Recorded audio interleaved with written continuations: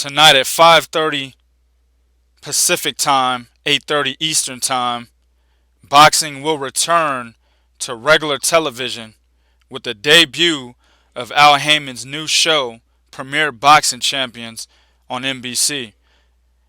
And the first fight is going to be Adrien Broner versus John Molina. An excellent fight to start off the debut show for Al Haymon. So Adrien Broner's 29-1, 22 KOs, right? His one loss is going to be to Marcos Maidana, December of 2013.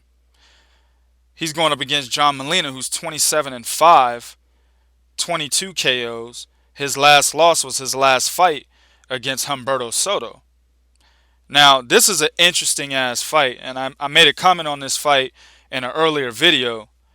This is a true test for Adrien Broner, another test anyway, to see if he can actually take power from a power puncher.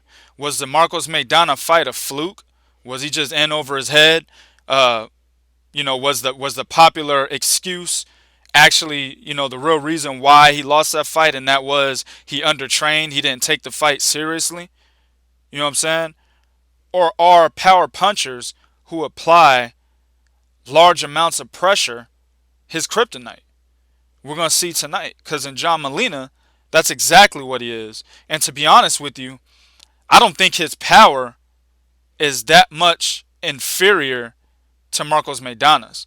I mean, it's on the same scale. You know what I'm saying? Marcos Maidana hits harder, but not that much fucking harder. Also, we're looking at an advantage for Adrien Broner because he's moved down in weight to 140, which is only 5 pounds from where he was before he moved up to 147. So he's kind of in between, where he was dominant and where he was not dominant, where he took his first L. He's in between there right now. So it's actually an advantage for him. The only problem is, look at these pictures. Adrien Broner looks like a fucking kid compared to John Molina. You know what I'm saying? Like dude looks like he overtrained and didn't eat. You know what I mean? He looks really fucking skinny to me. His shoulders aren't as defined as they were in the past. His chest, he got a fucking bird chest. His chest looks like my son's chest. You know what I'm saying? Meanwhile, John Molina, he's defined. He's big. Look at the top photo where they're both standing in front of each other, looking at each other. Look at John Molina's arms, his triceps and his biceps compared to Adrien Broner's. It's almost twice the size. You know what I mean? So I'm kind of worried for Adrien Broner. Did he overtrain? You know what I'm saying? And if he did overtrain, hopefully this motherfucker trained on moving around the ring and not doing that wide ass fucking stance that he's been doing his whole fucking career, right? Against these power punchers who were in heavier divisions than what you were in when you were dominating, right? We all know Adrien Broner was big for 130, 135, right? He moves up to 147. Them motherfuckers are bigger than him.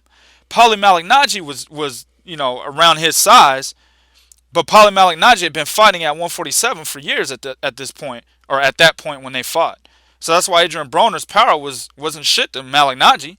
You know what I mean? And then you got Marcos Maidana, a guy that fucking rehydrates to like 160, 165, fight night. He's way bigger than Adrien Broner. John Molina's another guy that can move between 135 and 147. And he was a guy that was too big for 135. The reasoning he moved up to 140, that and he got knocked out in the first round by Antonio DeMarco, but still, he was too big for that weight class. So this is another guy that he's fighting that's actually bigger than him, and the fucking pictures are showing it. You know what I mean? Keys of victory for Adrien Broner, man. Please, move, motherfucker. Move. And I sent him a tweet one day. I said, man, I hope you get the Maidana rematch, but bro, you got to learn how to move, man. And that's exactly what the fuck he needs to do. He cannot stay in the pocket while these guys are throwing relentless pressure at him. You know what I'm saying?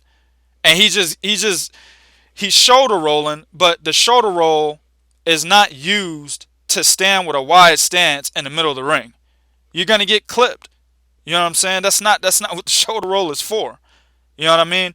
So he's got to move his feet. He's got to utilize combination punches. Dude, set up your jab. You got speed out of this fucking world. You're not Zab Judah fast. You know what I'm saying? You're not really Manny Pacquiao fast. You're almost there with him.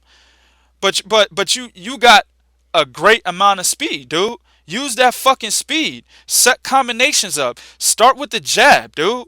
You like to throw hooks to the body. So start with the fucking jab and come in with your hooks. And then move out. Be a boxer puncher. Don't be a standalone flat-footed boxing, whatever the fuck you want to call that style. You know what I'm saying? I feel like I'm living in a fairy tale land because we all know who his fucking trainer is. Mike Stafford, aka Mr. Amateur Trainer, right? He's an excellent trainer for amateur fighters, but when it comes to the pros, where it's a whole new fucking game, he can't step his shit up. He doesn't have the ability. Perfect example in the Marcos Maidana fight. He's trying to tell Adrien Broner what to do. Adrien Broner is like, shut the fuck up, I got it. You know what I'm saying? And Mike Stafford's like, okay, okay. His whole motherfucking corner did that shit. Okay, okay. You know what I'm saying? Be a fucking trainer, dude. You got somebody in your corner, right, that you train that can possibly be one of the best in the business today. If you just teach this motherfucker, ground him. Like trainers like Yoel Diaz, that motherfucker ain't having that shit. Let Adrien Broner go to Yoel Diaz. If Adrien Broner want to act like Adrien Broner with Diaz, that motherfucker will not be training with Diaz the next day. Guaranteed. You know what I'm saying? Robert Garcia, another motherfucker that's not having that bullshit. When you come in their gyms, it's what they say or you get the fuck out. It's never what the fighter says. You know what I'm saying? But with Mike Stafford, it is that way. And that's the fucking problem right there. Not Adrien Broner, right? For John Molina, just apply pressure.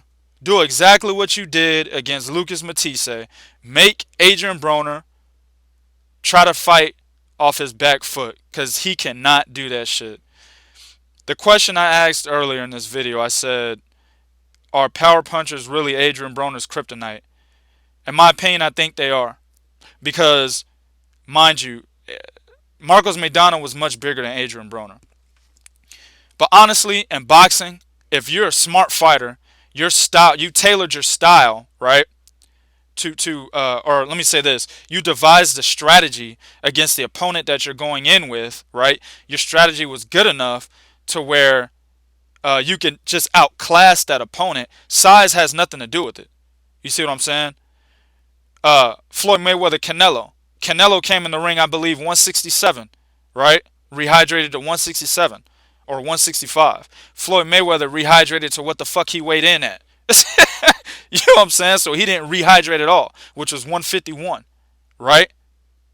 Much bigger, much younger, but it didn't fucking matter because Floyd Mayweather devised a strategy that outclassed his opponent, thus size had no fucking factor in that fight.